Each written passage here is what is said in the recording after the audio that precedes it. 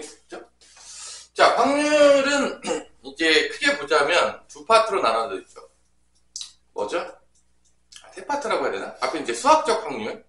이제 수학적 확률은 전체 경우의 수로 경우의 수가 있으면 전체 경우의 수로 나눠주면 뭐가 나온다? 수학적 확률이 나온다. 그래서 뭐 순열, 조합, 뭐 중복 순열, 뭐 다 배웠던 걸로 이제 확률을 만드는 걸 막 배웠죠? 그 다음에 거기서 이제 나왔던 게 뭐다? 확률의 덧셈 정리. 그래서 이제 확률의 덧셈 정리가 이렇게 딱 나오면서 이제 덧셈이 집합으로 보자면 합집합이 되는 거죠. 요렇게. 이런 식으로. 이렇게 이제 배우면서 여러분들이 신나게 이제 놀았던 기억이 나고요. 기억이 나나요? 자, 그 다음에 어떻게 됐죠? 그 다음에 조건부 확률이라는 게 나왔죠. 조건부 확률을 쉽게 생각하자면 전체 경우의 수가 뭐로 바뀌는 거냐? 이 A라는 사건이 전체가 되는 거라고 했죠. 그 외에는 다 사라져요. 이런 식으로 조건부 확률을 제시를 했죠. 이 조건부 확률이부터가 약간 아이들이 이해하는데 조금 어려웠나. 여기까지는 내가 봤을 때 뭐 가르쳤을 때 크게 뭐 어려워하거나 그런 친구들이 없었던 것 같아요. 여기부터 약간 어려워하고, 그 다음에 요거를 주인공으로 보는 이 A 결집합부, 곱사건이라고 부르죠. 곱사건의 확률을 우리가 확률의 곱셈 정리라고 부르기로 약속을 했다. 그래서 이렇게 두 가지의 공식이 이제 나오죠. 이렇게 곱셈 정리. 이 조건부 확률은 뭐 보면 알겠지만 이 첫 번째 이제 앞에 선후 관계에 있었을 때 앞에 사건이랑 두 번째 사건인데 두 번째 사건의 확률을 물어본다든지 아니면 두 번째 사건의 조건부 확률을 물어보면 문제가 어려워졌어요. 뭐 이런 거 있잖아요. 뭐 A 사건이 발생한 다음에 B 사건이 발생하는데 그때 B 사건의 확률을 구하라 그러면 약간 이런 느낌으로 A 사건이 발생했을 때 B 사건이 발생한 확률 더하기 A 사건이 발생하지 않았을 때 B 사건이 발생한 확률을 이렇게 더해서 구하게 되는 약간 이러한 문제. 아니면 B 사건이 발생했을 때 A의 확률. 뭐 이런 거 있잖아요. 순서를 바꿨던, 원래 A가 먼저 발생하고 B가 발생해야 되는데, B가 뒤에 사건인데, B가 발생할 때 A가 발생한 확률 이런 거 구하라 하면, 문제가 조금 더 어려워졌죠. 뭐 이렇게 되는데. 요게, 요렇게 들어오게 되죠. 이렇게 들어오게 되는 문제들. 요런 게 이제 조건부 확률에서 뒷부분에 있는 그 문제들이 됐겠고, 그런 문제들을 어려워한다. 근데 여기를 내가 어떻게 가르쳤냐면, 뭐를 써서 문제를 풀어라? 계속 수식으로. 대부분 문제가 한글로 되어 있는데, 그 수식으로 정확히 쓸 수 있어야지만 제가 정확히 아는 거예요. 만약에 이렇게 수식을 못 쓰면 뭔가 애매한 부분이 있는 거예요. 그럼 그것 때문에 계속 틀려요. 일단 시켜보면. 그래서 수식으로 쓰는 연습을 하나 됐고, 이제 마지막으로 이런 거, 이렇게 앞사건이 뒷사건에 영향을 주는 사건은 실제적으로 무슨 사건이라고 부르죠? 우리가 이거를 독립과 종속을 배우면서 마무리가 됐는데, 이렇게 뭐 A 사건이 발생할 때 B의 확률이나 A 사건이 발생하지 않았을 때 B의 확률이나 B의 확률이 다 똑같아요. 그러면 우리가 이런 거를 뭐라고 불렀다? A랑 B 사건이 서로 독립이라고 불렀었고, 이 독립이란 얘기는 앞사건이나 뭐 발생한 사건이 서로 영향을 주지 않는 거죠. 확률이 안 바뀌는 거죠. 그래서 요거를 독립이라는 걸 할 때는 요 공식보다는 어떤 걸 많이 썼냐면 이게 성립하냐 성립하지 않냐. 곱사건이 PA 곱하기 PB가 되면 요걸로 이제 독립은 우리가 많이 판단을 했죠. 요 공식을 통해서. 기억이 나나요? 그 다음에 이렇게 독립이었을 때 독립사건들은 여러 번 발생할 수 있는데 이 독립시행, 이거 우리가 조금 독립사건들이 여러 번 발생시키면서 우리가 뭐 주사위도 여러 번 던질 수 있고 동전도 여러 번 던질 수 있는데 이런 독립사건들이 여러 번 발생하는 걸 우리가 독립시행이라고 했고 이 독립시행의 확률을 구했다 안 구했다? 구했다. 그래서 뭐 N번 중에 뭐 R번이 발생했다. 독립시행이. 그때 P의 R번이 발생하는 거고 E-P의 N-R이 발생한다. 약간 이항정리의 확률처럼 나오는 게 마지막에 배웠던 독립시행의 확률이 되겠습니다. 그래서 이렇게 확률들을 배운 거죠. 우리 통계는 뭐냐? 이 통계는 이제 이 확률들을 다 표로 정리해 놔가지고 어떠한 특성을 구하는 거죠. 이게 이제 통계예요. 결론은 경우의 수를 알아야지 뭐를 구할 수가 있는 거죠? 확률을 구할 수가 있는 거고, 확률을 구할 수 있어야지 통계로 나오게 되는 어떠한 우리가 오늘 배울지도 오늘 나오나? 확률 분포표라는 거를 만들 수가 있게 돼요. 이제 순서대로 가는 거죠. 경우의 수 배우고, 확률 배우고, 확률 배웠으면 이제 통계로 넘어가는 확률 분포표라는 걸 만들어서 통계적인 특성인 뭐를 뽑아내겠다? 가장 우리가 많이 쓰는 평균과 표준 편차, 분산을 뽑아내겠다. 요게 이 확률과 통계에서 여러분들한테 원하는 교육적 목표가 되는 거죠. 결론은 이게 쭉 흘러가고 있는 거예요. 결론은 이 통계적 특성을 뽑아내는 거죠. 요즘 보자면은 뭐 어떤 용어로 많이 쓰여지냐, 뭐 빅데이터, 뭐 설문조사, 뭐 이런 것들 막 나오지 않나요? 뭐 많이 보죠? 이런 것들로 연결되는 부분들이 바로 이 부분이에요. 그러니까 당연하겠지만 이 확률과 통계는 뭐 이과든 문과든 관계없이 많이 쓰여진다, 많이 쓰여지지 않는다? 많이 쓰여지고 있다. 그러니까 미적분 뭐 총 3가지의 여러분들 뭐 그 선택 과목이 있는데 확률과 통계가 있고 그 다음에 뭐가 있죠? 기하가 있고 그 다음에 이제 미적분이 있는데 실제 이제 미적분은 여러분들이 이제 나중에 이과 애들이 약간 뭐 조금 더 공대나 이과 쪽으로 갔을 때 인문계열 중에서도 이제 자연계열로 갔을 때 조금 더 수학을 조금 심화해서 배울 때 많이 쓰여지는 거고, 사실 이제 문과 쪽 친구들은 거기까지 배우는 일들은 많지는 않은 것 같아요. 미적분 쪽을 사실 쓰는 거는. 근데 이제 확률과 통계는 많이 써요. 그 다음에 이제 기하는 뭐냐? 기하는 쉽게 얘기하자면 약간 뭐 그래프 중에서 3D라고 생각하면 될까? 3D를 배우기 위한 뭐 약간, 그러니까 지금 우리가 다 평면에서 놀고 있는데 사실 우리의 실제 생활은 3D죠? 아니, 우리 3차원에 살고 있잖아요. 3차원, 뭐 게임도 지금 다 뭐로 나오고 있죠? 2D로 나오고 있나요? 3D로 나오고 있나요? 2D 게임도 많이 있겠지만 이제 3D 게임들도 많이 있죠? 그죠? 이런 것들을 위에서 배우는 게 이제 기하가 되겠죠. 그래서 이제 기하는 여자친구들이 되게 어려워한다.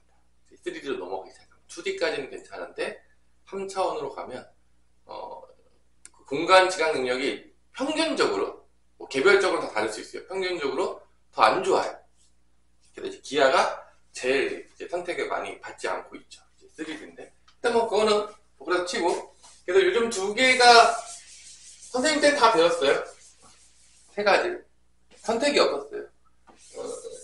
여러분 선택이 없었다는 게 뭐냐면 그냥 다 배웠기 때문에 선택이 없다. 선생님 때는. 근데 이제 요즘 좀 점점 줄고 있어서 선택 과목으로 이제 만들어 놓고 이제 안 배워도 된다는 이제 준 게 있는 거죠. 그래 안 그래? 좋은 거죠. 줄은 거죠. 선생님 때에 비하면 많이 배우는 게 많이 줄었어요. 솔직히 말해서. 그래서 선생님 때 이제 배우는 것만 해도 힘들었어요. 다 배워서 시험 문제 다 나와서 수능도 다 나왔거든. 그걸 다 알아야 되니까 쉽지가 않았어요. 하여튼 이렇게 해서 우리가 확률의 복습을 잠깐 해봤어요. 잠깐. 바람과 같이. 되게 조금 기억이 나시나요? 자, 그러면 이제 확률의 복습을 끝내고 이제 뭐가 이제 시작되냐? 오늘부터 이제 통계가 시작되는 거예요. 통계. 확률의 복습이 끝났고, 확률의 복습이 딱 끝나니까 우리 가빈이가 딱 나타나네요. 그죠? 어떻게 딱 끝날 때 타이밍 맞춰가지고 일단 노리고 들어온 것처럼. 자, 그러면 페이지 어디를 보시면 되냐면 80페이지. 이산확률 변수와 확률 지향 함수라는 게 있는데, 이산확률 변수는 뭐냐? 확률이 어떤 x값에 따라서 달라지는데 그걸 우리가 조금 어려운 말로 확률 변수라고 불러요. 뭐 예를 들어서 이런 게 있죠. 우리가 확률 변수로 따질 때 가장 대표적인 게 뭐가 있을까요? 뭐가 있을까요? 확률 변수로? 뭐 이런 게 있죠. 우리가 동전을 예를 들어서 동전을 몇 번 던질까? 2번을 던져요. 동전을 2번 던졌는데 그때 동전을 2번 던져요. 그럼 아니면 D가 나오겠죠? 동전을 2번 던졌을 때 이때 확률 변수를 뭐로 둘 거냐면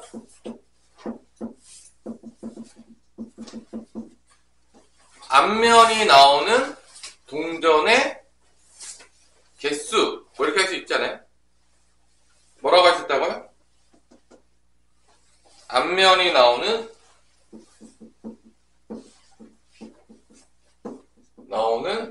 수 이거를 확률 변수 x라고 두기로 해봅시다 이거죠. 어려워요? 자, 동전을 이제 2번 던져요. 그래서 앞면이 나오는 숫자를 x라고 넣는 거야. 그럼 당연히 2번 던지면 총 4가지의 경우가 나오겠죠? 헤드 앞에 2번 나오는 케이스, 앞이 나오고 D가 나오는 케이스, D가 나오고 앞이 나오는 케이스, D가 나오는 케이스, 총 몇 가지가 나올 수 있냐면 4가지가 나올 수 있을 거란 말이야. 그때 확률 변수, 앞면이 나오는 수라고 했으니까 앞면은 여기 보시면 알겠지만 안 나올 수도 있어요. 확률 변수가 0이 될 수 있다는 거지. 그 다음에 한 번 나올 수도 있어요. 이렇게. 그리고 몇 번 나올 수도 있는 거죠? 2번 나올 수도 있는 거죠. 그러니까 확률 변수는 뭐냐? 이 변수에 따라서 우리가 나올 수 있는 변수들이 있는데 이것들이 이렇게 0번, 1번, 2번 이렇게 바뀔 수 있다는 거야. 우리가 어떤 변수를 정해놓으면 그 변수 값이 바뀔 수가 있어요. 가능하죠? 불가능해? 어렵지 않은 거죠? 뭐 예를 들어 또 확률 변수로 따진다면 뭐 주사위를 던져. 주사위랑 던졌을 때 그 주사위의 눈을 확률 변수 x라고 두면 x는 1부터 몇 가지 나올 수 있는 거죠? 6까지 나올 수가 있는 거겠죠? 그때 이 확률 변수에 따라서 뭐가 계속 바뀌냐면 뭐가 바뀌죠? 확률이 바뀔 수가 있겠죠. 그럼 이게 뭔 소리냐? p x가 0다 라고 한다면 확률 변수 x가 0이 나오는 확률이 뭐냐? 라고 묻는 거예요. 그러면 우리가 이제 이걸 어떻게 구하면 되냐? 총 경우의 수에서 그 사건의 경우의 수로 표현하면 되겠죠. 그럼 총 경우의 수는 몇 가지가 나오냐? 지금 몇 가지가 나오죠? 총 4가지가 나온다는 걸 우리가 알 수가 있죠. 뭐가 이렇게 떨어지고. 그렇죠? 희한하네요. 불량품인가요? 뭐가 막 떨어져요. 희한해. 자, 4가지가 되겠고요. 그 다음에 한 가지가 위로 올라가겠죠. 왜냐면 한 번도 안 나오는 경우의 수는 딱 한 가지밖에 없잖아. 그죠? 그러면 x가 1일 때의 확률은 뭐가 되냐? 뭐가 되겠어요? 여기 몇 가지가 나오죠? 2가지가 나오니까 4분의 2가 되겠죠? 그 다음에 마지막으로 x가 2일 때 4번 중에 한 번이 되는 거니까 이렇게 우리가 확률을 쓸 수가 있죠. 그러니까 이렇게 확률 변수라는 건 뭐냐? 어떤 나올 수 있는 거를 변수로 둔 거야. 우리가 뭐 주사위를 던지면 주사위가 1부터 6까지 나올 수 있죠. 그걸 변수로 둘 수 있는 거고. 뭐 가능하겠죠? 뭐 이렇게 나올 수 있는 것들을 우리가 확률 변수라고 두는 거죠. 나올 수 있는 거. 그래서 변수에 따라 약간 느낌으로 보자면 약간 함수 같은 느낌이죠. 약간 함수. 그러니까 x라는 변수가 정의역이 정해져 있는 거죠. 정의역이 0, 1일 때 이때 이 확률로 대응되는 거. 함수로 보자면 여기서 보자면 뭐 약간 이런 느낌이죠. x가 나올 수 있는 게 뭐 0, 1, 2가 있는데 이때 확률로 대응이 되는 거죠. 그 y라는 거 나올 때 이제 확률로 대응이 되는데 그게 뭐 여기 보면 4분의 1, 뭐 4분의 2가 있는데 대응이 되는 거. 약간 이런 느낌 함수에도 보자면. 그래서 우리가 이런 느낌 때문에 변수가 나오고 그 변수의 값을 약간 정의역처럼 보는 거지. 그 다음에 그 확률을 뭐로 보는 거죠? 치역으로 본다고. 공역적으로 보자면 그때 이 연결되는 함수를 뭐라고 부르기로 했냐라고 한다면 그 밑에 나오는데 확률 제약 함수라고 부르기로 하는 거예요. 일단은 뭐 그 전에 조금 설명해볼까요? 이산확률 변수라는 건 뭐냐? 이산확률 변수라는 건 뭐냐? 확률 변수 앞에 뭐가 붙었죠? 이산이라는 게 붙었는데 이게 한문이기 때문에 조금 그지같이 조금 이해가 안 될 수도 있는데 이게 어떤 의미냐면 그런 거야. 딱딱 끊어지는 거야. 확률 변수가 이렇게 계속 이어지는 게 아니라 실수처럼 이어지는 게 아니라 x가 0일 때, 1일 때, 2일 때만 있는 거야. 이렇게 딱딱 끊어져서. 나중에 이 연속 확률 변수에 그 대응되는 이산 확률 변수에 대응되는 연속 확률 변수가 있어. 이런 거는 뭐 이런 게 될 수 있죠. 우리 키가 갑자기 뭐 165 다음에 170 이렇게 읽고 있지 않아요. 중간에도 키가 다 연속적으로 다 존재를 하죠. 이렇게 그 확률 변수가 어떤 특정한 값에 존재하는 게 아니라 쭉 존재하는 거. 이런 거를 우리가 연속 확률 변수라고 해요. 그러니까 연속 확률 변수 같은 경우에는 이 x 값이 무한계를 가지겠죠. 연속이니까. 그러면 얘네들은 거의 다 나중에 보면 알겠지만 이렇게 나타내지 않고 대부분 다 무한계니까 그래프로 나타내요. 무한계로 되는 것들은 다 그래프로 표현합니다. 그래서 우리가 함수를 한번 예를 들어볼까요? 함수에서 우리가 그래프를 그릴 때 정의역 자체가 다 뭐였죠? 실수 전체, 무한계였죠. 맞아. 그래서 우리가 실제적으로 함수를 처음 배울 때 이렇게 정의역이 몇 개 없어. 공역이 몇 개 없어. 그럼 이렇게 대응으로 표현할 수가 있거든요. 이게 몇 개 없으면. 이렇게 표현하는 게 더 보기가 편해요. 근데 우리가 대부분이 보게 되는 약간 이거는 약간 예고편인데 대부분이 보게 되는 이렇게 표현 안 하죠. 함수를 나타내려면. 그럼 왜 이렇게 함수를 이렇게 표현하지 않냐? 대응으로 표현하지 않냐? 라고 물어보면 이유는 한 가지밖에 없죠. 왜냐면 정의역의 원소가 무한계야. 실수 전체니까. 치역의 원소계도 무한계야. 그럼 얘로 표현하기 가능해요? 안 가능해요? 안 가능하죠. 그러니까 대부분의 함수를 나타내라 그러면 다 뭐로 나타낼 수밖에 없는 거야? 그래프로 나타낼 수밖에 없는 거야. 만약에 함수에서도 정의역의 개수가 유한계로 몇 개가 안 나오고 공역의 개수가 몇 개로 안 나왔다면 우리가 다 뭐로 표현하는 게 더 편하냐면 이 대응으로 나타내는 것이 편했을 거예요.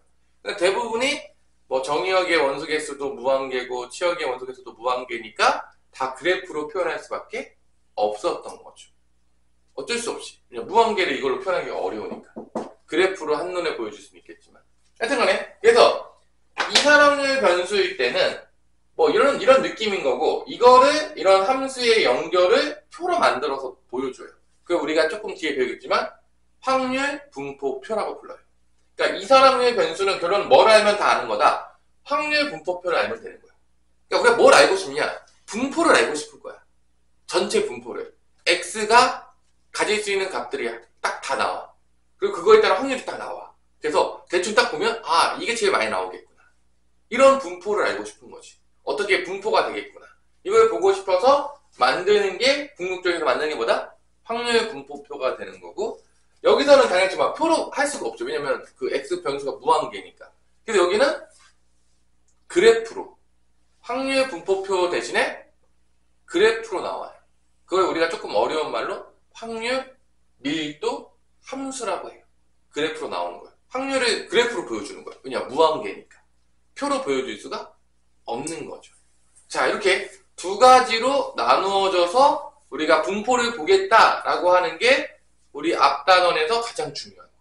그러니까 앞단원에서 여러분 뭘 알면 끝나냐? 연속확률 변수의 이산확률 변수의 확률 분포표를 만드는 거야. 이것만 알면 끝나. 앞부분은. 뒷부분은 연속확률 변수에서 그래프를 해석할 수 있으면 끝나요. 이게 크게 두 가지 파트로 나눠지는 거죠. 근데 문제는 그래프 쪽 문제보다는 솔직히 어느 쪽 문제가 더 어려울 수 있냐면 이쪽이 더 어려울 수 있어요. 왜냐면 요거는 다 우리가 표를 만들어야 돼. 여기는 거의 다 그래프를 준단 말이에요. 그래프를 거의 다 줘요. 근데 얘는 이제 우리가 확률 분포표를 만들어야 되기 때문에 조금 더 어려울 수가 있는 거죠. 이때 이 확률 변수에 연결되는 확률이 있겠지. 이렇게 두 개가 규칙이 있어. 그러니까 어떤 거는 규칙이 없을 수도 있는데 얘들 같이 규칙이 있는 케이스들은 우리가 이 연결되는 그 함수를 뭐라 부르냐면 확률 변수하고 이 확률과 연결되는 규칙이 있는 거를 우리가 확률 제이항 함수라고 부릅니다. 그게 이제 페이지에 보자면 80페이지에 그 밑에 보면은 이산확률 변수는 뭐냐? 이 확률 변수가 유한계인 거야. 무한계가 아닌 거야. 셀 수 있는 거야. 끊어져서 셀 수가 있는 거야. 이럴 때 우리가 이걸 이산확률 변수라고 부르고 그 다음에 그 확률 변수에 대응되는 확률이 어떠한 규칙을 띄어서 함수로 표현할 수가 있으면 우리가 그거를 뭐라 부른다? 확률 지향 함수라고 부른다. 대응시키는 거죠. 한 개당 하나씩밖에 대응이 안 돼요. 당연히 뭐 확률 변수가 0이면 확률이 하나 대응되는 거지 뭐 두 개가 대응될 수가 없겠죠. 그래서 하나씩 대응되는 거를 우리가 뭐라 불렀죠? 그 함수라고 많이 불렀는데 그런 거를 우리가 확률과 이 확률 변수랑 확률과 연결하는 그 대응하는 관계에 있는 함수를 우리가 어떻게 이름을 불렀다? 확률 지향 함수라고 이름을 불렀다. 왜 지향이 왜 들어가는지 잘 모르겠어요. 저는. 이름이 내가 지은 게 아니니까 나한테 이렇게 따지면 안 되는데 뭐 이름은 잘 몰라도 돼요. 그래서 가장 대표적인 게 뭐가 있냐? 우리가 앞 단원에서 배웠던 독립시행의 확률 같은 게 확률 지향 함수의 가장 대표적인 예인 거야. 뭐 이런 거 있잖아. 확률 독립시행 같은 경우 뭐 나올 수 있는 게 정해져 있고 이게 몇 번 선택됐을 때 확률이 아까 전에 어떻게 나왔죠? 이 x라는 확률 대분수가 뭐 대명사가 뭐 아까 r이었을 때 n번 중에 r번이 나왔다 그러면 뭐 이렇게 n 콤비네이션 r에 p의 r승 1-n-r승 약간 이렇게 우리가 나타낼 수 있고 이때 여기서 x 값이 가질 수 있는 게 뭐였냐? 뭐 0, 1, 2 뭐 이렇게 가질 수 있었냐? 뭐 3, 4 이렇게 되는 거를 우리가 대표적인 확률 지향 함수라고 볼 수가 있는 거죠. 약간 독립시행의 확률이 은근히 많이 나옵니다. 이산확률 변수에서. 왜냐면은 대표적으로 연결되는 부분 중에 하나니까. 그래서 독립시행의 확률을 마지막에 배운 이유가 또 있었다 없었다? 있었다라는 걸 알게 되는 거죠, 우리가. 자, 이런 식으로 우리가 뒤에서 이제 나누게 될 거예요. 그러면 확률 지향 함수의 성질에 넘어갑시다. 81페이지. 확률 지향 함수의 성질이 있는데 뭐 당연한 얘기들이 나와요. 뭐 누가 보더라도 당연한 얘기다. 확률이기 때문에 어디부터 어디까지 갖는다? 0부터 1까지를 갖는다. 그래서 우리가 이거를 확률 분포표로 나타내면 이렇게 돼요. 뭐 0부터 뭐 확률의 총합이 1이니까 뭐 1부터 확률 변수가 x1부터 x2 가서 쭉 가서 xn까지 가는 거야. 그러면 그때 이제 x가 x일 때의 확률을 밑에 써는 거죠. 그러니까 여기에는 확률 변수가 바뀌는 걸 적어놓고 그때 하나씩 대응되는 여기다 뭐를 쓴다? 확률을 이렇게 써놓은 거예요. 이런 걸 우리가 뭐라고 부른다? 나중에 확률 분포표라고 부르는 거야.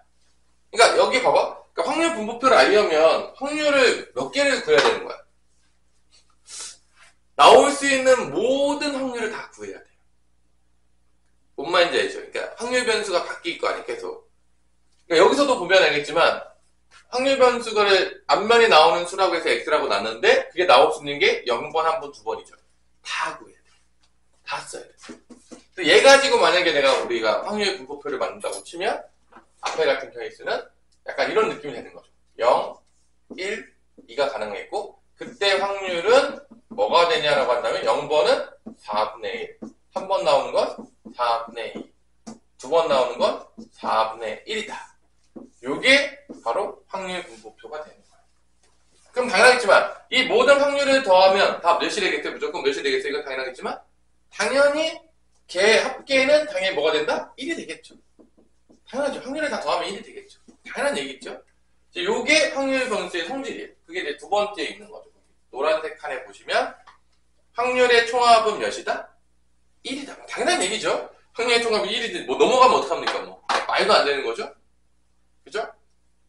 그 다음에 뭐 이런 거예요. 뭐 예를 들어서 확률의 그 x의 변수의 범위를 이렇게 정해준 거야. 확률 범위를 뭐 예를 들어서 0부터 x가 나올 범위가 1이야.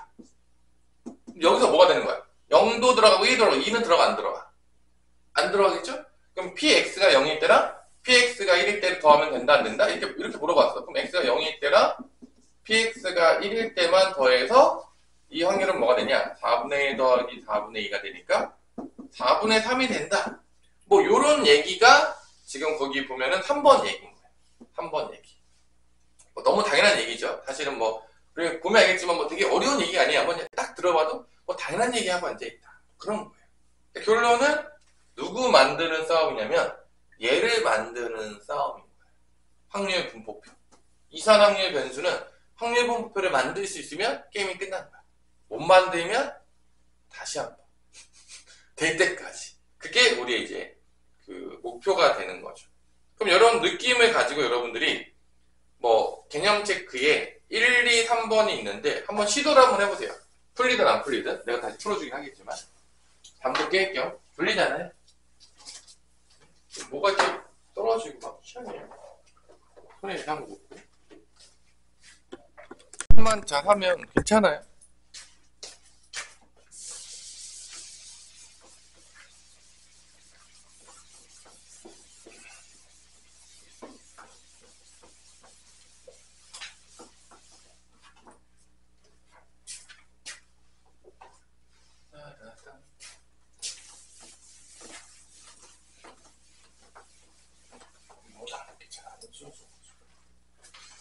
자, 봅시다. 이어서 이산항률 변수인 거는 기억 맞죠? 뭐 입장객수가 뭐 유한 사람이겠죠. 뭐 하나 둘 셋 넷 나오면서 유한계겠죠. 그 다음에 한 개의 동전을 100번 던져서 뒷면이 나오는 횟수. 그러니까 니은은 몇부터 몇까지 나오죠? 우리 갑이나? 니은은 몇부터 몇까지 나와요? 100번 나와서 뒷면 나오는 횟수.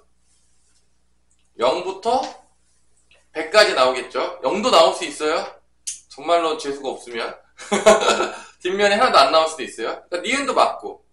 건전지 수명은 뭐 사실은 뭐 연속이잖아요. 몇 초로 가니까 뭐 알 수가 없고. 그건 뭐 그 뭐지? 연속 확률 변수고. 객관식 문제의 맞힌 문제 수 0부터 30개까지 유한계죠? 뭐 35개를 맞힌다든지 뭐 이럴 수는 없을 거예요. 그죠? 30개까지 있으니까. 다 찍었는데 다 틀릴 수도 있다. 똥손 오브 똥손이 되면 30문제 찍지만 다 틀린다. 대단한 친구들이 가끔 있죠. 그런 친구들. 그죠? 어떻게 답 사이로 다 피해가면서 찍는 친구들. 그죠? 자, 그래서 1번의 답은 기억, 니은, 리을이 되겠다. 자, 2번에 봅시다. 이제 소수의 눈이 나오는 횟수인데, 결론은 소수가 나올 수 있는 횟수는 2번 던지니까 몇 번까지 나올 수 있죠? 소수는 0번. 한 번도, 2번 동에 한 번도 안 나올 수 있어요, 소수가. 그 다음에 한 번 나올 수도 있고, 2번 나올 수도 있겠죠, 이렇게. 뭐 2번밖에 안 던지니까 2번 이상 나올 수는 없어요. 그때 확률 변수 x가 x였을 때 확률을 이제 쓰는 거죠, 이렇게. 확률 분포를 써서. 0번 나왔어. 그럼 일단은 봅시다. 이 확률은 뭐로 나오냐면, 확률, 독립시행의 확률처럼 나와요. 이 주사위가 독립시행이잖아, 다. 그럼 소수가 나올 확률은 몇이죠? 우리 주아야? 소수가 나올 확률은 몇이에요? 한 번 던졌을 때 소수 나올 확률은. 전체가 6개인데 소수는 2, 3, 5가 있으니까 소수가 나올 확률은 몇이 된다? P가 2분의 1 되는 거죠. 소수가 나올 확률은 2분의 1인 거예요. 그러면 2번 중에서 한 번도 안 나온 거야. 그러면 독립시행의 확률처럼 쓰면 되겠죠. 뭐, 이 콤비네이션 제로에 2분의 1 몇 번 나왔다? 한 번도 안 나오고 아닌 게 2번 나왔다. 뭐 이런 식으로 쓸 수가 있는 거죠. 독립시행의 확률을. 한 번 나왔다. 그럼 얘는 뭐가 되는 거야? 이 콤비네이션이 소수가 한 번 나오고 소수 아닌 게 한 번 나왔다. 둘 다 2분의 1이어가지고 이번에는. 왜냐면 소수가 나올 확률도 2분의 1이고 아닌 것도 2분의 1이에요. 그래서 2분의 1로 노는데. 아직 녹화를 안 했네. 문제를 풀면서 잘 놀았죠? 자, 이제 구정 연휴가 이제 시작이 되는.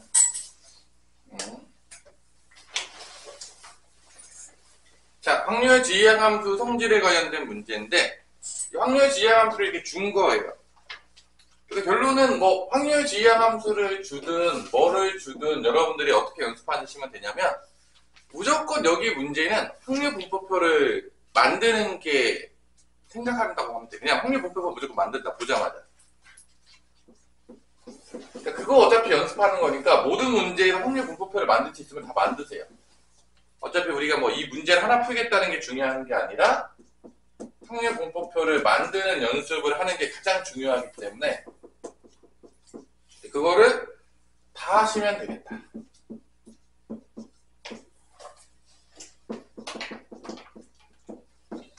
자, 요 확률 지향 함수를 이렇게 줬는데 보자마자 뭐 만든다고 다현아? 뭐 만든다고? 멍 때리고 있지 마시고요. 힘을 내세요.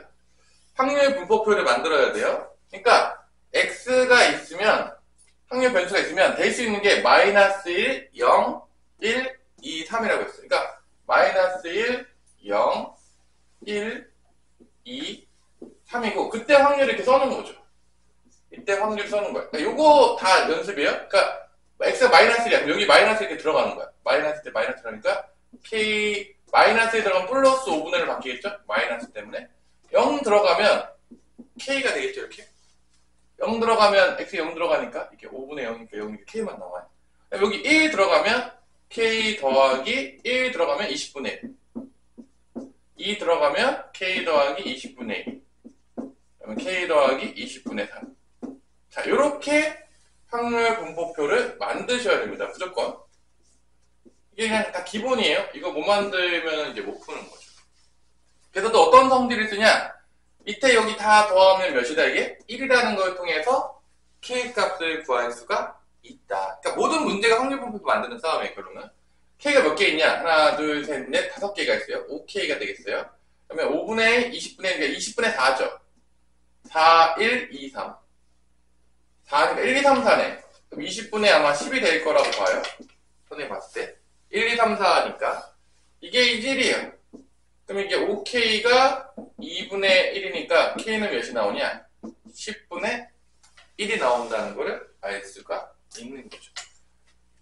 10분의 1 집어넣으면 이게 몇이 되는 거냐? 10분의 3, 10분의 1, 10분의 1이면 20분의 3 뭐 이런 식으로 지금 다 나오는 거죠. 어디부터 어디까지 확률이 구하라겠냐? 1부터 3까지 여기 다 구해야 되네. 그러면 뭐 이거 다 더해요. 그럼 3k 더하기 1, 2, 3이니까 20분의 6인데 k가 10분의 1이니까 10분의 3 더하기 20분의 6이에요. 이것도 10분의 3이죠. 10분의 6이 되겠고 답은 5분의 3이 될 거라는 걸 알 수가 있는 거죠. 그래서 확률 지향 함수를 줬을 때 자 뭐를 구해보는 연습을 무조건 해야 된다? 확률 분포표를 만드는 연습을 무조건 해라. 여기 첫 번째예요. 아마 모든 문제가 다 똑같을 거예요. 근데 여러분 보면 알겠지만 이렇게 확률 지향 함수를 주면 이거 만들기 쉬워요, 어려워요? 어렵지 않겠죠? 왜냐면 여기 있는 대로 그냥 대입해서 만들면 되니까. 그럼 어떤 문제가 어려울 것 같냐? 이 확률 분포표를 정말 우리가 다 만들어내야 될 때. 그런 문제들이 제일 어렵겠죠? 그러니까 이렇게 뭐 이렇게 다 주는 경우들은 이렇게 뭐 어렵지 않잖아요. 그냥 쓰면 되잖아요. 뭐 이렇게 뭐 대단히 우리가 막 고민하고 막 뭐 생각해가지고 그렇게 만들 필요가 없는 거고 확률 분포표를 처음부터 끝까지 다 만들어야 되는 경우가 있어. 그런 문제들이 어려운 문제가 된다는 거죠. 뭐 확률 지향 함수 주면 확률 분포가 만들기 너무 쉽기 때문에 좀만 연습하시면 다 만들 수 있어요. 그 문제가 뭐냐? 필수예제 2번이에요. 그러니까 필수예제 2번부터가 이제 밑에 거 나중에 풀어봐야 되겠지만 필수예제 2번 같은 게 이제 많이 연습을 해봐야 되는 거지. 실제적으로 학교 시험 문제에서도 통계 파트 문제 낼 때 이런 문제들이 많이 나오는 거죠. 그러면 자 이제 필수예제 2번 필수예제 1번은 확률 지향 함수를 줬기 때문에 어렵지 않았다. 확률 분포표를 만드는 게. 자 이제 우리가 다 만드는 거야. 검은 공 2개, 흰 거 4개가 있어요. 거기서 공을 몇 개를 뽑냐면 공 3개를 뽑아요. 이때 나오는 검은 공의 개수가 확률 변수예요. 그래서 x는 뭐냐? 검은 공의 개수.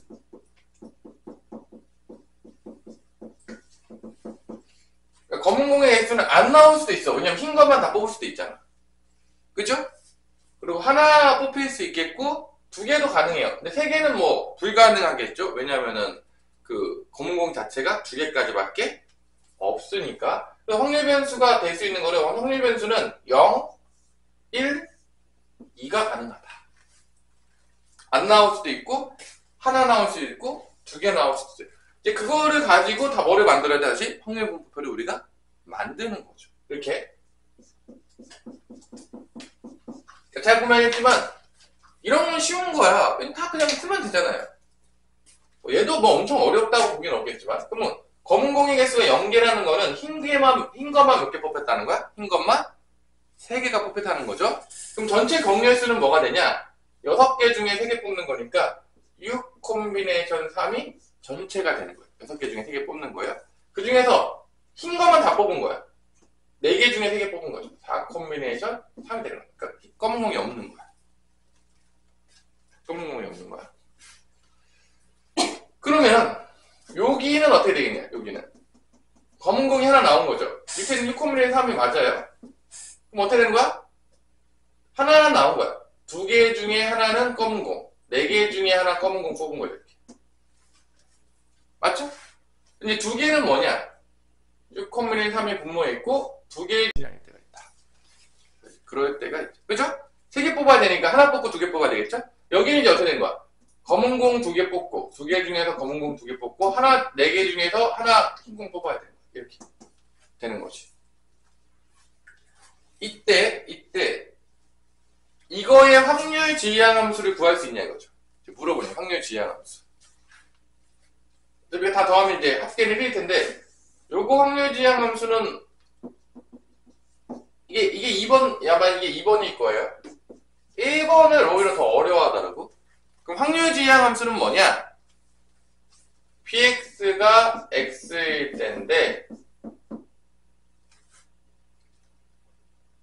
검은 공의 개수니까 6 콤비네이션 3이 밑에 오는 건 확실하고 2개 중에서 검은 공에 뽑는 게 x 2 콤비네이션 x 검은 공은 0개일 수도 있고 1개일 수도 있고 2개일 수도 있어요. 2 콤비네이션 x고 나머지 개수가 뭐가 되는 거예요? 당연했지만 흰 공을 뽑는 거죠.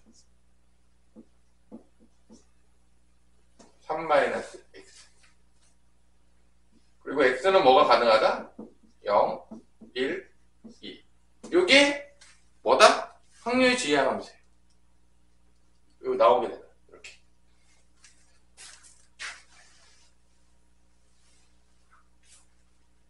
자, 뭐 다 됐고요. 일단은 그 다음에 이제 3번이 뭐죠?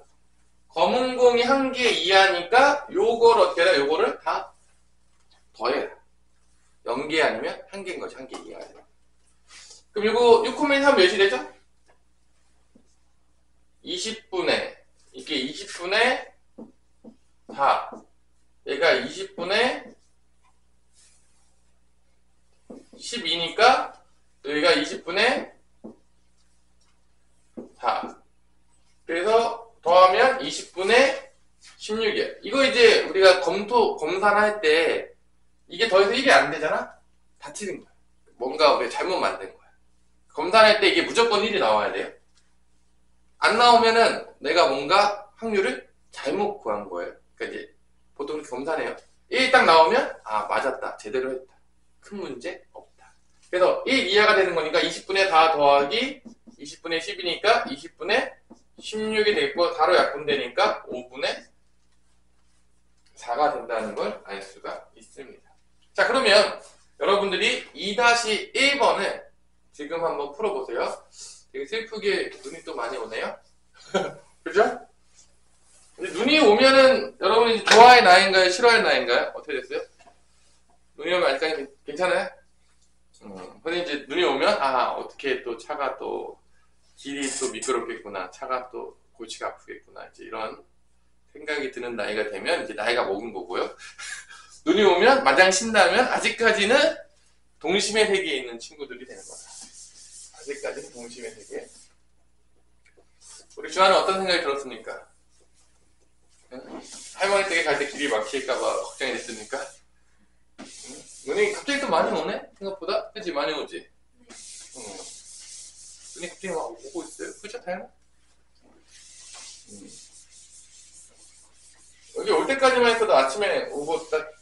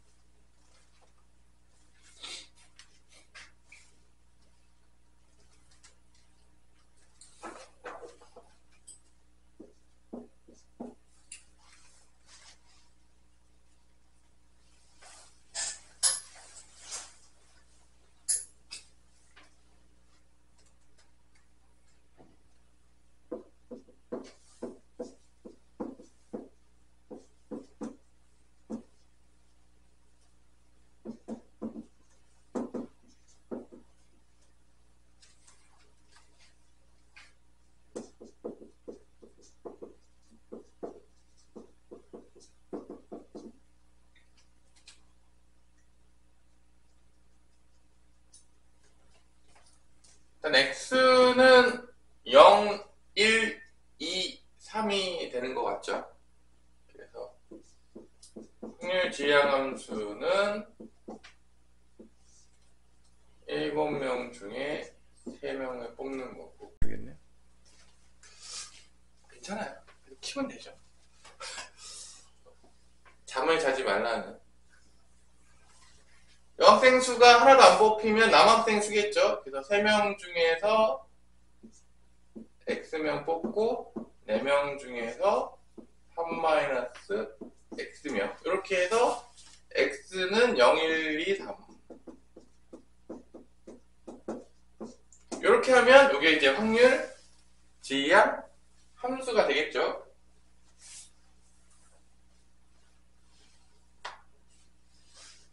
확률 지향 함수. 그래서 요걸 가지고 확률 분포표를 만들면 0, 1, 2, 3이 되겠고, 그때 케이블 하나 바꿔보면 봐야 될 것 같아요.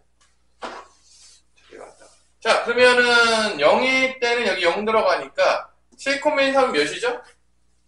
35인가요? 35분의 그 다음에 0 들어가면 없고 0 들어가면 4,3이니까 4가 되겠죠. 35분의 1 들어가면 3, 6, 18 그 다음에 35분의 2 들어가면은 3, 4, 12 35분의 3 들어가면은 몇이죠? 1인가요? 합계가 1이 나오나요? 잘 됐죠? 이때 대표로 뽑힌 여학생이 없거나 없는 거는 얘죠? 0명 여학생이 2명이거나 요거 두 개 더하라고 했으니까 3번 답은 35분의 4 더하기 35분의 12가 돼서 35분의 16이 된다. 요게 이제 답이 되는 거죠. 자, 뭐 대충 어떤 느낌인지 알겠죠? 너무 어렵나요? 잘 풀고 있는 것 같아요. 뭐 써있는 거 보니까 잘 풀고 있는 것 같아. 답이네. 자, 오늘 이제 이산확률 변수에서 가장 중요한 건 뭐냐? 확률 분포표를 만드는 거다. 만들기만 하면 오케이, 끝이에요.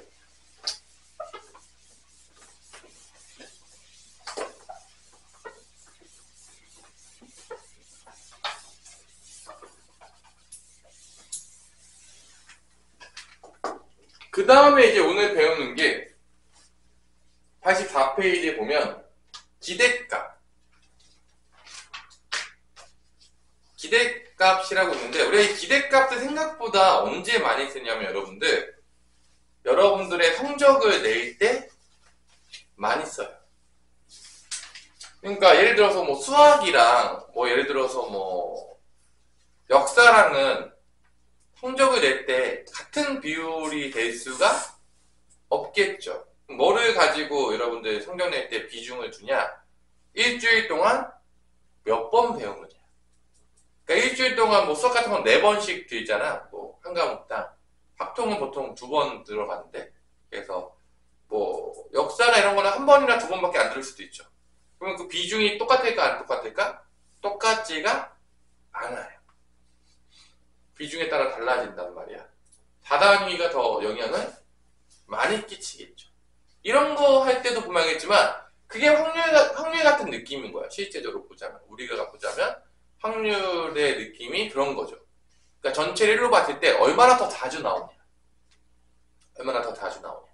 그래서 우리가 이제 기대값을 표현할 때 평균이에요. 실제. 기대값은 영어로 하면은 기대하다.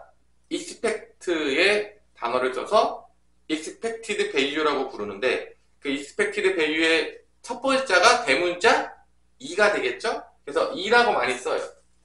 기대값이라고 할 때. 그래서 기대값, 평균인데 영어로 하면 기대값, expected value. 이렇게 많이 써요. 하여튼 그래서 그 다음에 영어로 평균 평균은 영어로 우리가 이제 mean을 많이 쓰죠. 그래서 이제 M자를 많이 쓰죠. 소문자 M자를 많이 쓰죠. 다 영어여가지고 이게 다 기본적으로. 그래서 expected 대에서 앞에 2를 써서 2를 쓴 다음에 여기다 누굴 쓰냐? 확률 변수를 써요. 이게 의미가 뭐냐? 확률 변수 x의 기대값을 구하시오. 확률 변수 x의 기대값을 구하시오. 그 얘기예요. 여기 확률 변수에 문자가 들어가요. 그래서 확률 변수의 기대값, 평균 구하라는 얘기예요. 그럼 이건 어떻게 되느냐? 여기서 얘랑 곱해줘요. 다 곱해줘요. 이 곱한다는 게 어떤 느낌이냐면 35분의 18이면 얘가 더 자주 나오잖아. 맞아 안 맞아? 그러면 약간 비효율적인 느낌으로 보자면 1이 이만큼 나오는 확률이 높으니까 더 커진 숫자가 나와요. 여기서 0은 나왔자 사라지니까 30분의 12는 2가 숫자가 크긴 하지만 이 정도 확률이 나니까 이렇게 곱해요. 곱해서 다 더한 거를 우리가 뭐라고 부르냐면 기대값이라고 불러요. 그거를 평균이라고. 그래서 여기 같은 경우는 0 곱하기 35분의 4 뭐 이렇게 되는 거죠. 앞에서 구하는 걸로 하면 0 곱하기 35분의 4 1 곱하기 35분의 18 2 곱하기 35분의 12 3 곱하기 35분의 1 이렇게 되는 거죠. 이걸 통해서 이 확률 변수가 뭐가 제일 많이 나오냐, 평균적으로 뭐가 제일 많이 나오냐를 찾아내는 거죠. 이렇게 확률 변수 값과 그거에 대한 확률을 곱해서 다 더해주면 이게 바로 기대값이 나와요. 얼마가 나올지가 나오게 되는 평균이라고도 부르기도 하죠. 그러니까 평균을 구하는 방법은 되게 간단해요. 평균을 구하는 방법은 뭐냐면 확률 변수에다가 뭐만 곱해서 다 더해주면 되는 거야? 확률만 곱해서 더해주면 되는 거야. 확률만. 그럼 여러분들 예를 들자면 여러분들이 뭐 일주일에 뭐 25단위 7호 35, 한 40, 7호 35? 115? 33? 33개의 수업을 듣는다고 치면 그 평균을 낼 때 보통 어떻게 된다는 거냐면 뭐 수학, 영어 뭐 있을 거 아니야. 근데 그 확률은 33분의 4, 4단위짜리 33분의 4를 곱해주는 거야. 예를 들어서 여러분들 할 때 뭐 1단위짜리 있을 거 아니야. 뭐 33분의 1을 곱해주는 거지. 다 더하는 거야. 그러니까 그냥 다 모든 과목을 똑같이 보는 게 아니라 더 많이 배우는 거가 더 누적을 둬가지고 더 많은 영향을 끼칠 수 있도록 하는 거죠. 약간 그런 느낌? 이게 그런 거야. 기대값을 구할 때. 더 많이 나온 확률의 애들은 더 영향을 더 많이 주겠다 이거죠. 그래서 그러니까 우리가 실제적으로 뛸 때는 기대값을 보통 우리가 뛸 때는 그냥 평균 구할 때는 여러분들은 그냥 막 다 똑같이 두고 평균 구한 적이 아마 많을 수도 있어요. 아무 생각 없이 모든 과목을 똑같이 한 다음에 평균 내고 그러니까 비중은 똑같이 놓은 거죠. 근데 실제적으로는 통계상 그렇게 하면 된다 안 된다? 안 된다는 거지. 더 많이 나오는 거를 비중을 더 많이 둬야 되기 때문에 항상 확률을 곱해주는 거예요. 이해됐나요? 자, 이렇게 돼서 이게 평균을 구하는 거예요. 평균을 구하는 거고 그 다음에 이제 평균 가지고 모자라요. 평균 가지고 모자라요. 우리가 한눈에 들어올 수가 없죠. 그러니까 이 평균을 알아두면 뭐가 좋냐 뭐 이런 거죠. 뭐 몇 번 얘기한 적이 있지만 1반과 2반의 수학 성적을 비교하려고 해요. 1반과 2반의 수학 성적을 비교하려고 하는데 예를 들어서 1반 애들 수학 성적이 쭉 나와 25명이 2반 애들 수학 성적이 쭉 나와요. 이거 보자마자 비교하기가 쉽지가 않죠. 25명의 수학 성적이 쭉 나와 있으면 그러면 25명의 뭐를 구하면 좀 비교하기 편한 거죠? 평균을 구하는 거죠. 25명의 수학 성적의 평균. 1반은 41점이었어. 2반은 51점이었어. 그럼 누가 봐도 어디가 잘하는 거죠? 2반. 평균을 통해서 우리가 이 데이터들을 쭉 나열해 놓으면 사실 그걸 가지고 의미를 파악하기가 되게 어려워요.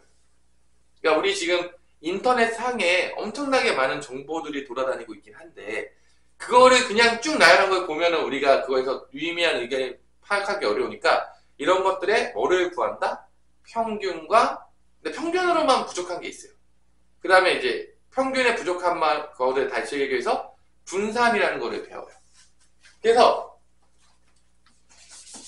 우리가 중3 때 이걸 좀 배우는데 내가 이제 평균과 분산에 대한 의미를 조금 알려주고 나서 여러분들 강의를 할게요, 오늘. 왜냐면 이게 여러분들 공식만 외우고 이 공식이 왜 그렇게 나왔는지에 대해서 전혀 모르더라고요. 그러니까 되게 뭐라고 해야 되나? 그냥 이게 왜 배우는지도 모르고 배우고 그게 왜 그렇게 공식이 나왔는지도 모르고 배우는 경우들이 되게 많아요. 그러니까 우리가 지금 결론은 이 확률과 통계라는 책을 통해서 뭘 배우고 싶은 거냐면 결론은 이 통계적인 특성, 기대값과 분산을 구하려고 이 짓을 하고 앉아있는 건데 그래서 바이오 공고야. 경우의 수도 배우고 확률도 배우고 이 확률 분포까지가 다 배웠는데 이걸 통해서 궁극적으로 뭘 이루려느냐 이 특성들을 파악하고 싶은 거야. 이런 거죠. 예를 들어서 우리 가빈이가 국영수에 이제 시험 성적이 이렇게 나온 거지 이번에. 띠리리. 그다음에 여기 다현이의 성적도 있는 거죠. 근데 이제 가빈이는 70점을 맞고 국어는 영어는 80점을 맞고 수학에 90점을 맞다 봅시다. 이렇게. 근데 다현이는 60점, 80점, 100점 맞다 봅시다. 예를 들어서. 그럼 평균을 내면 그냥 뭐 다 똑같아. 평균을 내면 둘 다 몇 점이 나오는 거죠? 둘 다 몇 점이 나오죠? 평균 내면? 평균 내면 몇 점이냐? 얘도 가비도 80점이 나올 거고 다현이도 80점이 나올 거예요. 뭐 더한 다음에 3으로 나누면 되니까. 맞죠? 근데 얘네 둘의 분포는 똑같은 거예요? 차이가 없어요? 똑같아요? 차이가 있냐 다현아? 차이가 있잖아. 얘랑 얘랑 분포가 똑같지가 않아요. 평균으로만 우리가 특성을 가지고 오면 이 둘의 차이를 나타낼 수가 없는 거예요. 평균은 똑같지만 분포적으로 봤을 때는 가빈이가 좀 더 80점에 모여 있는 거지. 국영수가. 그리고 다현이는 좀 더 넓게 포진해 있는 거지. 점수가. 뭔 말인지 알겠어요? 그래서 이거를 표현하고 싶은 거야. 평균만 가지고 와서는 얘네 둘이 똑같은 거야. 평균만 보면. 근데 아니잖아. 똑같진 않잖아. 그 차이를 표현하기 위해서 뭐를 가지고 왔냐? 그게 바로 이제 분산이라고 하고 이제 표준편차라고 하는데 그러면 결론은 분산과 표준편차는 뭐를 구하고 싶은 거냐? 어떤 거를 구하기 위해서 시작된 거냐라고 본다면 평균에서 얼마만큼 떨어진 게 어느 정도 떨어져 있냐를 알고 싶은 거예요. 평균적으로. 그러니까 분산에서 구하고 싶은 건 뭐냐면 이 분포가 평균에서 얼마만큼 떨어져 있냐를 알고 싶은 거야. 거리를 평균적으로 데이터들이. 그러니까 분포가 평균에 모여져 있을 것이냐 분포가 평균에 모여 있냐 대부분의 분포들이 아니면 평균에서 멀리 떨어져 있느냐 이걸 알고 싶은 거야.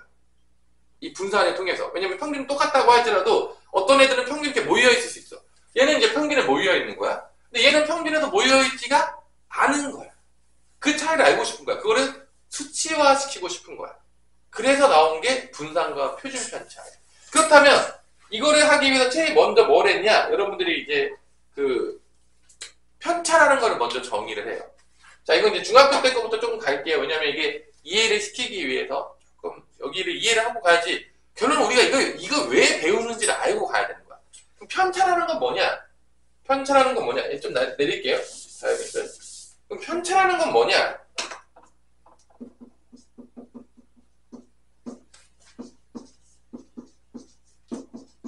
평균과의 거리를 구하고 싶은 거야.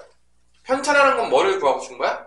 평균에서 얼마만큼 떨어져 있는지를 구하고 싶은 거야. 편차라는 건. 그래서 이 별이항이라고 부르는데 우리가 이 별이항을 해서 뭐를 빼주냐면 평균을 빼줘요. 그러니까 평균과의 거리를 구하기 위해서 원래 점수에서 뭐를 빼준다? 원래 별이항에서 뭐를 빼준다? 평균을 빼요. 그러면 70에서 80 빼면 뭐 나오죠? 마이너스 10인 거죠. 그러니까 평균하고 얼마만큼 떨어져 있는지를 구하기 위해서 편차라는 걸 만든 거예요. 얘는 이제 0이겠죠? 얘는 10이겠죠? 근데 다현이는 이제 편차가 조금 커지죠. 마이너스 20, 0, 20인데 그럼 편차가 다 더하면 몇이 나올 수밖에 없냐면 무조건 편차의 합은 0이에요. 근데 이제 문제가 있죠. 거리에는 음수가 원래 있을까요? 없을까요? 거리에는 음수가 없겠죠. 당연하겠지만. 근데 여기 편차에는 음수가 있어요? 없어요? 있죠. 그러면 이 결론은 이거를 어떻게 해야 돼? 없애야 되잖아. 음수를 없애야 되잖아. 그래서 음수를 없애는 방법 중에 두 가지가 있어요. 첫 번째는 절대값을 씌우는 거예요. 뭐를 씌운다고요? 절대값. 두 번째는 뭐냐? 제곱해 주는 거예요. 자, 음수를 없애는 방법에 두 가지가 있는데 우리가 배운 것들 중에서 절대값과 제곱이 있는데 슬프지만 이 절대값이 생각보다 계산이 만만치가 않아요. 양수음수를 다 따져야 돼서. 그래서 예전에는 뭐를 많이 썼냐면 아예 제곱을 시켰어요. 뭐를 시켰다고요? 제곱. 그래서 편차의 제곱을 시켰어요.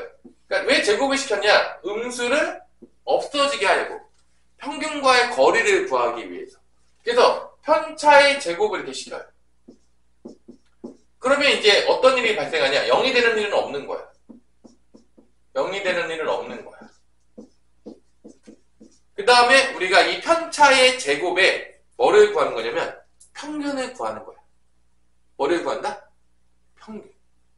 얼마만큼 떨어지냐? 평균적으로 평균에서 얼마만큼 떨어지는지를 구하고 싶은 거야. 그래서 다 더한 다음에 뭐로 나눠주면 되겠니? 우리 갑이나? 다 더한 다음에 뭐로 나눠주면 되겠어? 3으로 나눠주면 되겠죠. 3개밖에 없으니까. 그래서 다 더한 다음에 편차의 제곱의 평균을 구한 거야. 근데 봐봐. 이 편차의 제곱의 평균 할 때 여기서 오류가 생겼어. 어떤 오류가 생겼냐? 자, 얘 같은 경우는 편차의 제곱의 평균을 구하면 3분의 200이 나올 것이고요. 다현이 같은 경우는 3분의 800이 나올 것이에요. 이해됐어요, 여기까지? 그래서 오류가 생겼어. 어떤 오류냐? 무슨 오류냐라고 이제 물어본다고 치면 이런 거죠. 제곱을 시켰잖아. 제곱을 시켰잖아. 그러니까 숫자가 어떻게 됐죠? 뻥튀기가 됐잖아. 그럼 이 제곱을 없애기 위해서 우리가 뭘 해야 될까? 갑이나? 루트를 씌우는 거야. 그래서 마지막에 여기까지가 분산이거든? 표준 편차를 구하라고 싶으면 여기다 뭐를 시킨다? 루트를 씌우는 거야. 왜냐? 우리가 제곱을 했잖아. 음수를 없애기 위해서 제곱했던 거를 다시 보정시키기 위해서 루트를 씌우는 거야. 그러면 결론은 이 분산이랑 표준 편차가 어떤 의미인 거냐? 평균에서 평균적으로 얼마만큼 떨어져 있냐. 그러니까 루트 3분의 200이면 이 80이라는 평균에서 평균적으로 이만큼 떨어져 있다는 얘기야.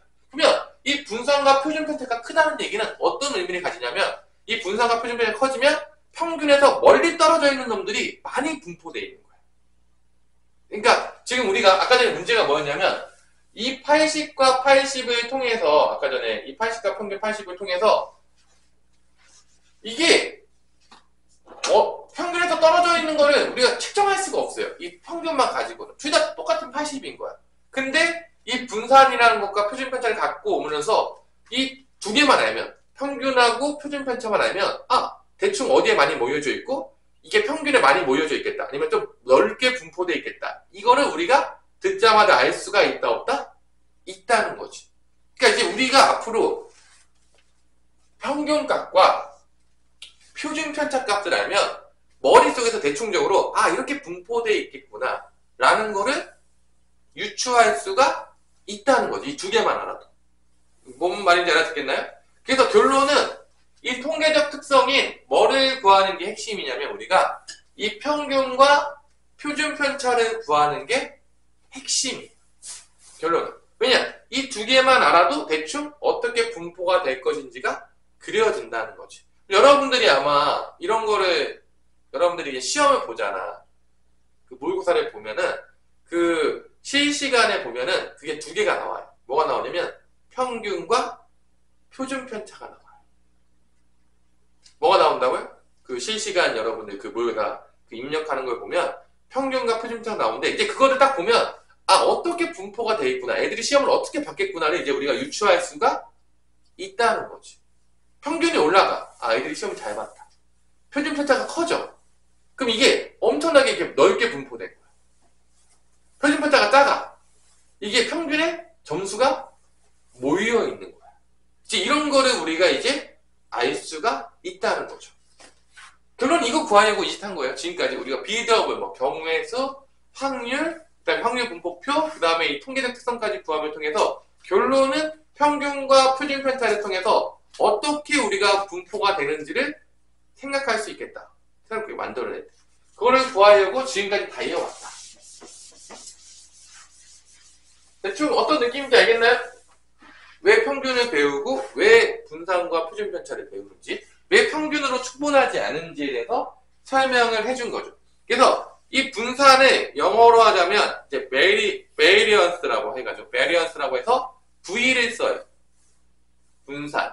영어로 이제 그 variance라고 써서 VX라고 되면 이게 이제 분산이에요. 분산은 X라는 확률 변수에 뭐를 구하는 거다? 뭐를 구하는 거다? 그러면 분산은 뭐였냐면 결론은 편차의 제곱의 평균이에요. 분산은 뭐였냐? 편차의 제곱의 평균이에요. 그럼 편차를 우리가 문자로 나타내자면 편차는 우리가 그러면 문자로 표현하자면 이런 거야. 확률 변수에서 뭐를 뺀 거죠? 평균을 뺀 거야. 근데 아까 평균을 아까 우리 뭐라 써야겠죠? 소문자 뭐라 쓴다겠죠? M으로 쓴다겠죠? 미인이 평균이기 때문에 영어 단어로. 그래서 편차가 결론은 이거야. 문자로 표현하면 X 빼기 M이 되는 거야. 이게 편차야. 그러니까 확률 변수에서 평균을 빼준 거. 확률 변수에서 평균을 빼준 게 이게 편차예요. 그래서 분산량은 뭐야? 편차 제곱의 평균이야. 이렇게 써요. 편차의 제곱을 해요. 이거의 평균값이. 평균은 expected value를 배우시는 거죠.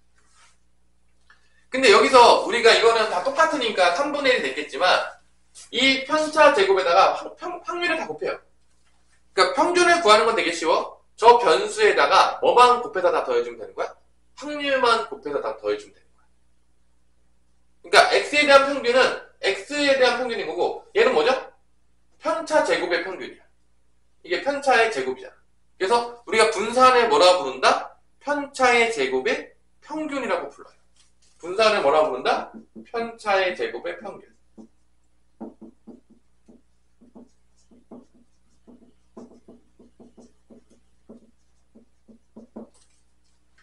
그 다음에 여기다가 이제 뭐만 씌워주면 결론 이런 거죠.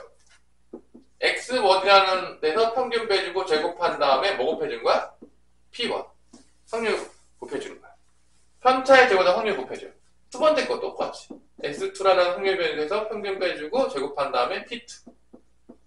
그래서 N번째까지 가는 거지. N개가 있다고 치면. 이렇게. 그러니까 여기서 결론은 편차 제곱 구한 다음에 평균하고 다 확률하고 다 곱해줘서 더해주면 돼.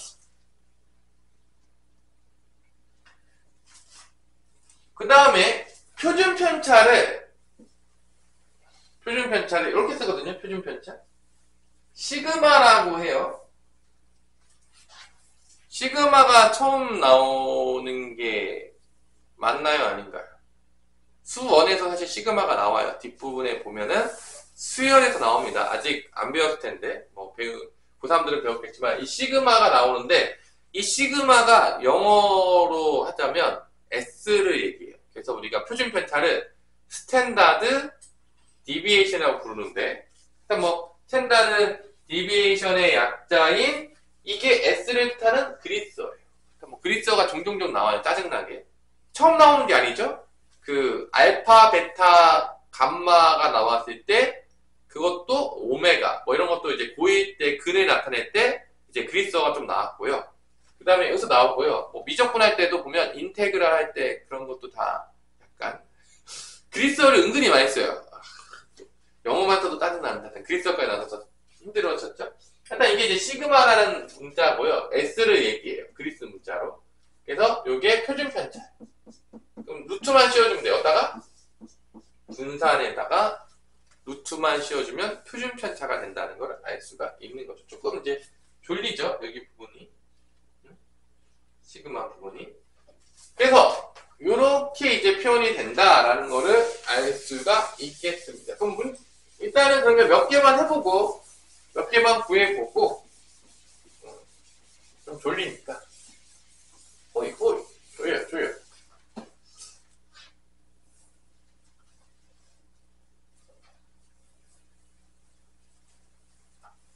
자, 한번 봅시다. 우리가 그 개념 체크에 가서 한번 문제를 한번 풀면서 한번 연습을 해봅시다. 개념 체크의 85페이지에 2번을 한번 볼게요. 요 2번을 보자면 지금 확률 공표표가 있어요. 1, 2, 3 이렇게 복잡하게 막 공식을 알려줬는데 의미를 파악하라는 얘기예요. 결론은 그냥 외워서 막 쓰지 말고 이게 어떤 의미로 나온 건지 이걸 파악하라는 게 선생님이 원하는 거죠.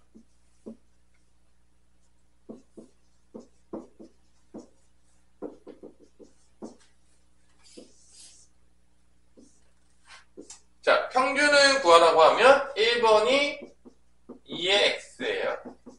평균 어떻게 구하냐? 얘기했겠지만 얘랑 곱해서 다 더해주면 돼요. 선생님 보통 어떻게 했냐? 그냥 얘 다 8이잖아. 8 쭉 쓰시고요. 난 여기를 이게 기하분수를 안 나타냈어요. 기하분수를 나타내면 귀찮아요. 그럼 어떻게 하냐? 분자는 틀이 곱해서 써요. 1 곱하기 3에서 쓰고 2 곱하기 3에서 쓰고 3 곱하기 1에서 쓰고 4 곱하기 1에서 쓰고 이렇게. 이게 이제 평균을 구하는 방법이에요. 그냥 확률 변수랑 확률을 다 곱해줘가지고 다 더해주면 돼요.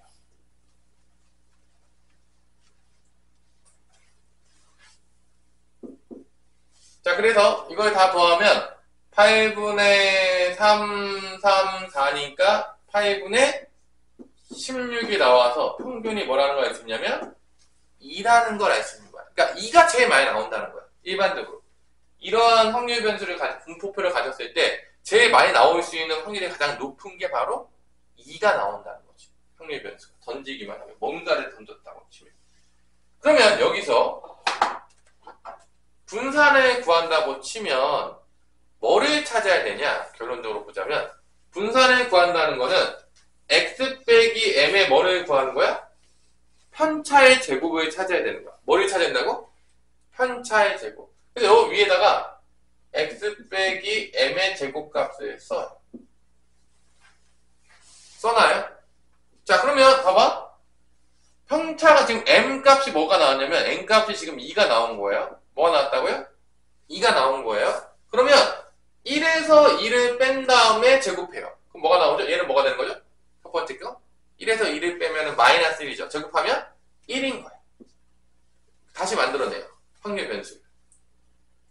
두 번째로 2는 뭐가 되죠? 2는 빼서 제곱하면 0이에요. 됐나요? 세 번째로는 3에서 2를 빼서 제곱하면 1이에요. 4에서 1을 빼서 제곱하면 뭐 나오죠? 4가 나오는 거죠. 맞아 안 맞아? 그래서 우리가 구하고자 하는 거를 이렇게 확률 변수 써요. 그러면 이게 분산은 어떻게 되는 거냐면 지금 분산을 다른 공식을 안 썼어요. 배운 대로 할게요. 이 두 개 다 곱해요. 그러니까 또 파이로 딱 써요. 그래서 이 변수랑 파이 곱하기 1 곱하기 3에서 3 0 곱하기 3에서 0 1 곱하기 1에서 1 4 곱하기 1에서 4 이렇게 쓰면 돼요. 어렵지 않죠? 그러니까 평균 내라고 하면은 그냥 확률 다 곱해줘가지고 그 확률 변수 값에다가 그냥 그 확률만 곱해줘서 다 더하면 돼요. 그럼 이게 8분의 8이 나오면서 몇이 나온다? 1이 나오는 거죠. 그러면 표준 편차는 여기다가 이제 뭐만 하면 되냐? 루트만 씌워주면 되니까 또 1이 나오는 거죠. 그럼 이 의미가 뭐냐? 가장 많이 나오는 거, 던졌을 때 가장 많이 나오는 숫자는 2가 될 확률이 높겠고, 그때 얼마만큼 분포가 돼 있냐? 평균적으로 1만큼 떨어져 있는 거야. 평균적으로 1만큼 떨어진 거야. 대부분 애들이 던졌을 때 나올 수 있는 게 1만큼 떨어져 있다. 거리가 대충 평균적으로. 근데 이제 이 공식 말고 이 편차의 제곱을 구하는 게 생각보다 복잡할 때가 많아요. 이것까지 끝낼 건데 이 편차의 제곱을 구하는 게 확률변수 지금 구했죠. 편차의 제곱 따로 구했죠. 이게 복잡할 때가 많아요. 그래서 이거를 x제곱의 평균을 구하는 걸로 바꿀 수가 있어요. 그거를 이제 내가 이제 증명을 해줄 건데, 그러니까 이거는 이제 분산을 좀 빠르게 구하기 위한 뭐가 된다? 공식이 있는 거죠. 그거를 이제 증명을 해줄 거예요. 그러면 우리가 그 페이지가 어디에 나와 있냐면 85페이지 거기 VX에 대한 그 빨간색으로 증명이 나와 있거든요. 보이나요? 그래서 거기 증명을 보면 VX를 어떻게 증명했냐면 이렇게 증명을 합니다. VX를 아까 전에 X1 빼기 평균 뺀 다음에 제곱해서 P1 해주고 이걸 쭉 가는 거죠. 어디까지 가는 거죠? XN까지 가는 거야. 이거를 X2까지 써줄까요? 이게 어렵지 않죠? 이게 편차예요. 이게 편차. 평균과의 거리인데 제곱시키고 P2 해주고 근데 요거를 어디까지 가냐면 N번째까지 가는 거예요. 이렇게 되는데 요거를 이제 전개를 해보면 이게 완전 제곱식이니까 여러분들 전개가 이렇게 될 거예요. 전개해보면 완전 제곱 전개하는 건 어렵지 않을까? X1의 제곱 마이너스 2mx1 더하기 m제곱 그 다음에 이제 P1 마찬가지로 x2의 제곱 마이너스 2mx2 더하기 m제곱의 P2 얘도 제곱해주면 쭉 가가지고 xn의 제곱 마이너스 2배의 mxn 플러스 m제곱의 pn 이렇게 나올 겁니다. 여기까지 어렵지 않죠? 그냥 전개만 한 거예요. 이때 묶어요. 누구를 묶냐? 이 앞에 거하고 이렇게 전개하고 오잖아. 이렇게 전개한 것만 일단 묶어요. 뭐를 묶는다고요? 앞에 거. 그럼 요거를 묶으면 어떻게 되냐? 이렇게 나와요. x1의 제곱, x2의 제곱을 해서 xn의 제곱에다가 P1부터 n까지 다 곱해지는 거죠. 이거 Pn에 먼저 쓰자. 그러니까 x1의 제곱 곱하기 P1, x2의 제곱 곱하기 P2 해서 xn의 제곱에 Pn까지 이렇게 묶을 수가 있겠고요. 두 번째로는 요거가 묶이죠. 마이너스 2m으로 묶으면 이 가운데 거예요. 요것만 끝낼게요. 요 가운데 거 이렇게 곱해지는 거 P랑 이게 마이너스 2m으로 다 묶이거든요. 마이너스 2m으로 묶이겠고 그 다음에 뭐가 나오냐? x1 곱하기 P1 x2 곱하기 P2 어디가 나오냐? xn 곱하기 Pn까지 이렇게 나옵니다. 이렇게 됐죠? 마지막으로 요 m제곱 해서 P2로 다 묶여요. 그러니까 m제곱으로 묶이겠고 m제곱이 다 똑같겠죠? m제곱이 되겠고 P1, P2에서 어디까지 간다? Pn까지 가는 게 세 번째 거. 그렇죠? 이해됐어요? 그러면 여기서 이제 재밌는 게 뭐냐면 이게 의미하는 게 뭐냐? 이게 의미하는 게 뭐냐? 이걸 이렇게 곱해서 더한 거잖아. 이게 평균이에요. 이게 x라는 확률 변수에 뭐가 되는 거야? 이 부분이 x에 대한 확률 변수의 평균이니까 이게 m이에요.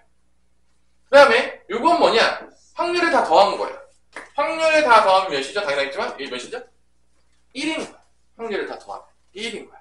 그럼 얘의 의미는 뭐냐? 얘는 봐봐. x 확률 변수의 제곱에다가 다 확률을 곱했잖아. 그러니까 확률 변수 제곱의 평균이에요. 확률 변수, 그러니까 그 어떤 변수에다가 확률만 곱해서 다 더하잖아. 그게 평균인 거야. 그러니까 이거는 x라는 제곱의 평균이 나오는 거야. 왜냐면 x 제곱에다가 그 확률을 다 했잖아. 그래서 이걸 다시 한번 써보면 이렇게 나와요. vx가 뭐가 나오냐면 2의 x의 제곱, 그러니까 확률 변수 x 제곱의 평균입니다. 확률 변수를 제곱시킨 거의 평균에서 봐봐. 여기가 평균이니까 마이너스 2m이죠. 2m 제곱이죠. 왜냐면 이게 m이기 때문에 이게 마이너스 2m 제곱이 되고 플러스 m 제곱이잖아. 이게 1이니까 m 제곱 더하면 마이너스 m 제곱이 되는 거야. 그러니까 여기서 마이너스 2m 제곱보다 플러스 m 제곱 더하니까 마이너스 m 제곱 되는 거야. 요거를 이제 m 제곱을 이렇게 바꿀 수 있겠죠. 우리가 보자면 기대값으로 바꾸면 이렇게 되는 거죠.